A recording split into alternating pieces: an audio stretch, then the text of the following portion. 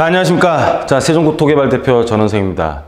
자, 저번 시간에 이어가지고 저번 거 못 보신 분들 꼭 보셔야 될 것 같은데, 저번 시간에 이어서 오늘 아파트 구입 결정 장애인 시 사용하는 프로그램 처방전 2부에 대해서 한번 보도록 하겠습니다. 자, 2부는 일단은 직장에 대한 부분들, 직주 근접에 대한 부분들과 그리고 자연 환경적인 부분들, 그리고 호재에 대해서 좀 간단하게, 일부보다는 좀 짧게 말씀을 드릴 거예요. 그래서 지하철에 대한 접근성, 그리고 지하철을 실질적으로 타고 가는데 점수가 이제 5분 이내면 15점, 도보 10분 이내면 10점. 요거는 여러분들 저희 카페에 다 자료를 올려놓을 테니까는 다 보시면 되고요. 그리고 이제 지하철로 타고 가는데 점수가 몇 점인지에 따라서 점수를 또 별도로 체크를 했습니다. 그리고 그래서 광역 지하철은 제외를 시켰어요. 광역 지하철은 제외를 시켰는데, 왜냐면은 뭐 KTX 타고 빠르고 빨리 간다고 해서 좋은 건 아니잖아요. 그렇죠? 그래서 여기서 이제 제가 왜 광역 지하철을 좀 제외를 시켰냐면은 뭐 여러 가지 사정들이 있습니다. 그리고 제 경험 한번 말씀드릴게요. 이 직장과 가까운 이런 지하철에 대한 접근성도 중요한데, 사실 이 실질적인 위치에 대한 게 훨씬 더 중요합니다. 그래서 제 경험 좀 말씀드릴 거면 경험 말씀드리고 넘어갈게요. 지금 뭐 어디 가 계신 분, 큰 집에 가 계신 분이 서울시장일 때 얘기입니다. 그 당시 그분이 대중교통 환승제 했었죠. 사실 대중교통 환승제 시행했었는데 지금은 굉장히 유용하게 쓰이고 있고 성공했죠. 그래서 해외에서도 우리나라 성공 사례를 많이 배우러 오죠. 그 대중교통 환승제도 많이 배워가지만은 그 당시에는 막 버스 번호가 두 자리에서 뭐 4,300 몇십 번 막 네 자리로 바뀌고요. 버스 색깔도 그냥 뭐 한 가지 색깔이었는데 갑자기 막 하늘색 같은 거 약간 한 가지 색깔이었는데 파란색, 연두색, 뭐 여러 가지 색깔로 바뀌면서 뭐 이제 아마 굉장히 복잡했던 것을 여러분들 아마 기억하시는 분들이 많으실 거예요. 어쨌든 간에 그때 제가 생각했던 것은 어떤 거냐면은, 이때 뭐 이분이 이제 서울시장일 때 이때 막 이상한 소리도 했었죠. 그쵸? 이상한 소리도 했었어요. 막 뭐냐면은 수도 서울을 하나님께 봉헌합니다. 막 이상한 소리도 했었는데, 여하튼 간에 이거는 한번 약간 우스갯소리로 좀 한번 보내드린 거, 한번 상기를 한 거고, 제가 어쨌든 간에 제가 이때 생각했던 것은 이거는 아마 지금 제 느낌에 아마 GTX보다도 훨씬 더 크게 저한테는 다가왔었어요. 어떻게 다가왔냐면은, 그 당시에는 어설픈거리는 버스를 안 탔었어요. 왜냐면은 어설픈 거리에 버스를 타고 지하철을 타게 되면은 요금을 2배 지급해야 돼요. 버스 탈 때도 또 요금을 내고, 요즘에는 환승하고 뭐 총 거리에 따라 돈이 뭐 100원, 200원씩 올라가잖아요. 이거 버스 대중교통 환승제를 하기 전에는 그냥 한 정거장이라도 가면은 정상 요금을 다 내야 되잖아요. 그러니까는 어설픈 거리는 사람들이 대부분 걸어서 지하철을 갔단 말이에요.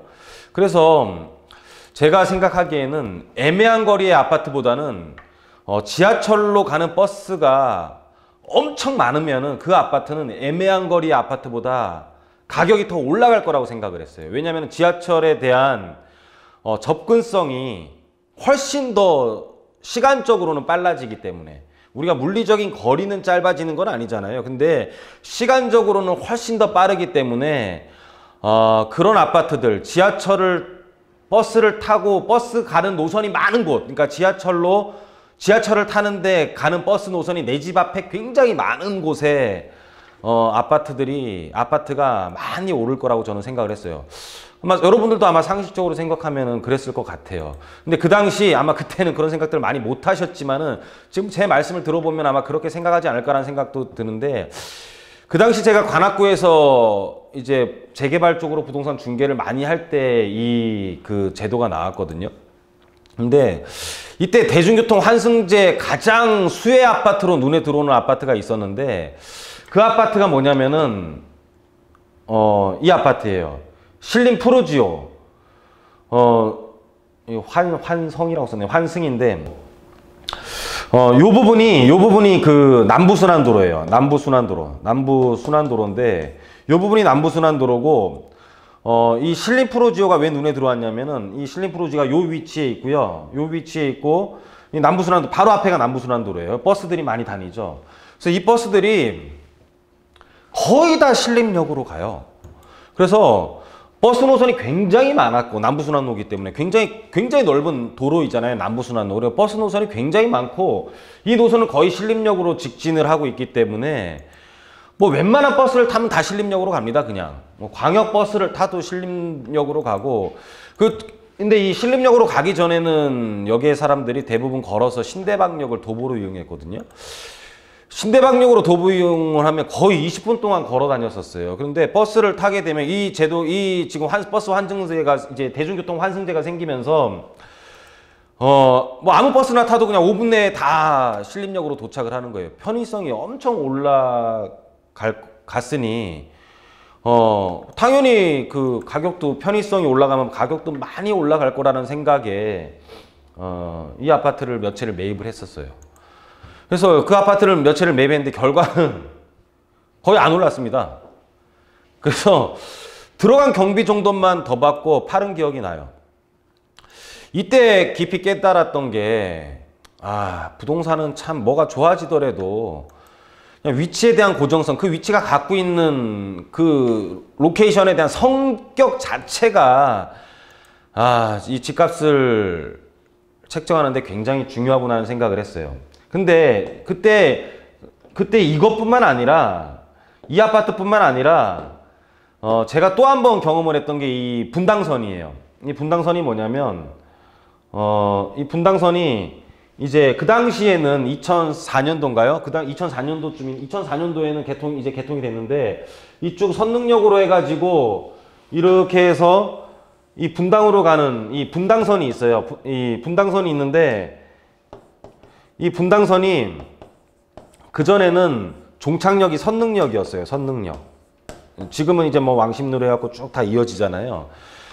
그때 이제 제가 이 영동 아파트 이제 그 재건축 시장에서 조금 이렇게 이 시장을 많이 바라봤었는데, 선릉역에 이때 한번 가보시면은요, 이 선릉역에 가보면은 이 아침 출근 시간에, 이 출근 시간에 보면은요, 이 선릉역에서 내리는 사람 엄청 많아요.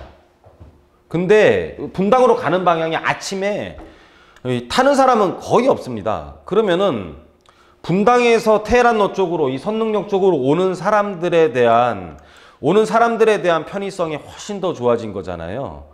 훨씬 더 좋아진 건데, 그러면 분당에 대한 편의성이 훨씬 좋아지고, 역삼동에, 그러니까 선릉역 주변에 사는 사람들의 편의성은 거의 변동이 없는 거나 마찬가지잖아요. 아침에 타는 사람이 없으니까. 근데 이상하게 상승 금액은 편의성은, 그러니까 상승 금액이 아니라 상승 비율만 놓고 봐더라도 이 이후에, 분당선이 개통한 이후에, 상승 금액은 당연히 뭐 강남이 하나의 단위가 더 크니까 상승 금액은 더 높겠지만, 상승 금액이 아니라 상승 비율을 보더라도 분당보다 역삼동의 상승 비율이 훨씬 더 높은 것을 확인했었습니다. 그래서 이게 뭐냐면은, 부동산 가격에서 가장 중요한 것은 교통의 발달로 인한 어떤 위치적인 인식거리가 아니라, 본연의 진짜 그 물리적인 거리가 훨씬 더 가격에 대해서는 우월한 자리를 차지하는 것을 다시 한번 확인했어요.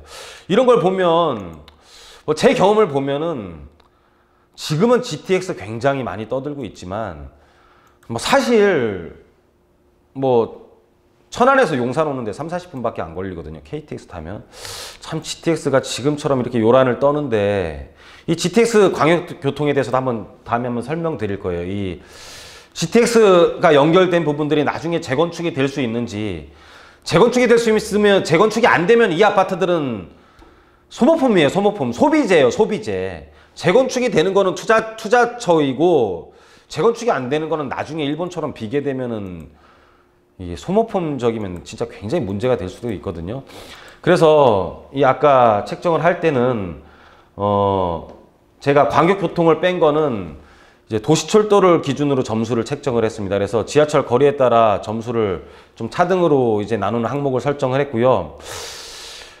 이 부분도 세부적으로 나눠보면 지하철이 가깝다고 해서 가격이 더 올라가는 거를 보면 서민형 부동산들은 지하철이랑 가까울수록 올라가는데 사실 어떤 자본가 쪽의 부동산들은 그렇지가 않은 게 많아요. 왜냐면은 이게 이제 10만포 아크로 리버인데요. 여기를 한번 보면은요. 여기를 한번 보시면 이쪽 강변 쪽은 대형 평수고 이쪽에 이 교통이랑 좀 가까운 쪽 있죠.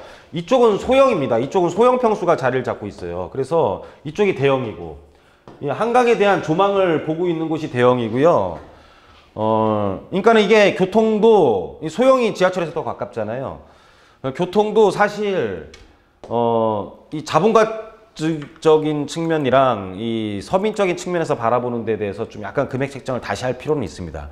그래서 한강에 붙을수록 가격이 더 높고 이런 좀 약간 자본가형 지역은 그리고 서민형 지역은 좀 이제 먹고 살기가 주목적인 지역들은 오히려 지하철 쪽이 가까운 데가 훨씬 더 인기가 더 많은 경우가 많아요. 막 덕소 같은데 뭐 한강이 막 되게 잘 보인다고 해갖고 엄청나게 한강 프리미엄을 갖고 있는 건 아니잖아요. 근데 이런 자본가형 지역은 한강이 보일수록 어마어마한 프리미엄들 차이를 보이고 있거든요. 그래서 이런 것들 그 지역에 대한 특성들도 좀 잘 파악을 해야 돼요. 그래서 근데 우리는 뭐 일반적인 것을 우선적으로 추구하고 뭐 세부적인 것은 별도로 저랑 좀 상담을 하시면 될 것 같고요. 일반적인 거에 대해서 모든 이 프로그램은 좀 약간 세팅이 돼 있어요. 여기서 막 자본가적인 거랑 이런 것들이 아니고 일반적인 우리의 상황들, 일반적으로 우리가 이제 서민형으로 생각하시면 됩니다. 서민형이 훨씬 더 많은 그룹을 차지하고 있기 때문에 일반적으로 지하철이랑 가까우면 점수를 더 높게 평가를 했고, 그리고 환경적인 부분은 좀 서민이라 생각하고 그냥 환경 부분에 대한 점수와 주변에 대한 호재는 이미 또 반영돼 있고 이런 것들이 많이 있기 때문에 거기에 대한 점수들은 조금 낮게 평가를 했습니다. 제가 그래서 낮게 평가를 했고, 이 소득이 높을수록 자연환경 같은 경우는 필수품에 가깝게 되고 소득이 낮을수록은 좀 사치품에 가깝기 때문에 자연환경에 대한 부분들도 이 서민형 쪽이라고 보시면 돼요. 우리가 북서울 꿈의 숲에 있는 아파트와 성수동의 서울숲에 있는 뭐 우리 트리마제나 이런 것들과는 굉장히 또 차이를 많이 보이기도 하잖아요. 그래서 저는 조금 더 좀 소득 수준이 일반적인 쪽에서 좀 가중치를 학군이랑 교통이랑 자본에 대한 적합성 이런 곳에서 좀 더 많이 줬습니다. 뭐 우리 아주 뭐 만약 예를 들어 롯데타워의 아파트 같은 경우 사는 데에서 자본 적합성을 따지기에는 조금 좀 힘들잖아요. 그렇죠? 거기는 아예 금액은 별도로 생각하는 사람들이 사는 곳이기 때문에. 여하튼 간에 마지막으로 이제 가격과 이제 호재에 대해서 인근 공급가 대비 10년 내 아파트와 10년과 20년 사이의 아파트들, 20년과 30년 사이의 아파트들에 대해서 점수를 다 별도로 책정을 했고요. 30년 이상의 아파트는 재건축 대상 아파트로 별도로 또 봤어요. 그리고 호재와의 거리도, 호재는 여러 가지가 있잖아요. 교통, 편의시설, 자연환경 이런 것들이 있는데, 편의시설이나 교통이나 환경들을 이제 새로 생기는 것들이겠죠. 호재라고 하는 것은. 거기에 대한 거리가 얼마나 가까운지에 따라 점수를 차등해서 우리가 평균적으로 이제 아파트를 구입하는 데 있어서 이 점수를 책정하는 프로그램을 우리가 만들었습니다. 그리고 뭐 이런 것들이죠. 뭐 교통이 생기고 자연환경이 생기고 뭐 이런 뭐 편의시설이 생기고 하는 것들. 그래서 호재 같은 경우는 또 이제 미리 좀 반영되는 경우도 많아요. 그래서 우리가 실질적으로 거주하는 아파트를 사는 프로그램이기 때문에 호재에 대한 점수도 좀 사실상 좀 굉장히 좀 낮게 이 프로그램에서는 저희가 책정을 해놨습니다. 그래서 뭐 교통망이나 편의성 등이 증대되는 점수들, 공원 등 산 이런 삶의 질이 굉장히 좋아질 수 있는 부분들은 점점 우리가 소득 수준이 높아지면서 가격들은 올라갈 겁니다. 그래서 쭉 여러 가지들 프로그램들을 한번 쭉 이거 좀 보기 애매하시죠? 여러분들 뭐 멈춤 해놔갖고 자세히 보실 분들은 보셔도 되고요.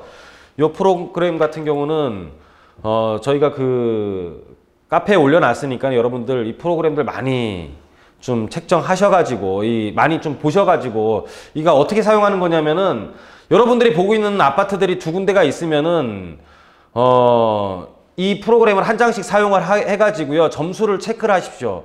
점수를 체크를 해가지고 둘 중에 높은 헷갈리실 경우에는 둘 중에 높은 아파트를 여러분들이 구입하시면 돼요. 그래서 이 프로그램을 저희가 여러분들이 참 결정하기 힘들 때 결정을 잘 할 수 있게 만든 프로그램이기 때문에 여러분들 좀 이 부분은 좀 널리 좀 다른 분들한테 알려주셨으면 좋겠습니다. 그래서 진짜 세종대왕이 진짜 한글을 만들 때 이런 고민이 아니었나 싶은 생각이 듭니다. 여하튼 여러분들이 많은 도움이 되셨으면 좋겠고요. 뭐 오늘 강의가 마음에 들으셨으면 그 좋아요 눌러주시고 계속 또 저희랑 같이 하실 분들 구독 눌러주시기 바랍니다. 하여튼 이 프로그램을 사실 이 유튜브 강의로 이거는 사실 프린트를 한 장씩 뽑아가지고 저랑 이거는 점수는 이렇습니다 체크를 하면서 보는 게 제일 좋은데 그냥 이렇게 좀 약간 간단하게 설명한 이유는 그냥 저희가 이 자료 올려놓은 거를 여러분들이 프린트해서 보면 점수를 그냥 이렇게 했고 전은성이는 점수를 이렇게 책정을 했지만은 이게 뭐 확정된 건 아니고 뭐 모든 사람한테 또 생각이 견해가 다를 수도 있기 때문에 여러분들이 그냥 기준을 잡게 점수 좀 변동시켜 가지고 하지만 변동을 시키되 여러 아파트를 비교를 할 때는 똑같은 프로그램을 가지고 점수를 체크를 하다 보면은 아마 분명히 객관성을 갖고 여러분들이 굉장히 편하게 아파트를 구입을 하실 수 있을 겁니다.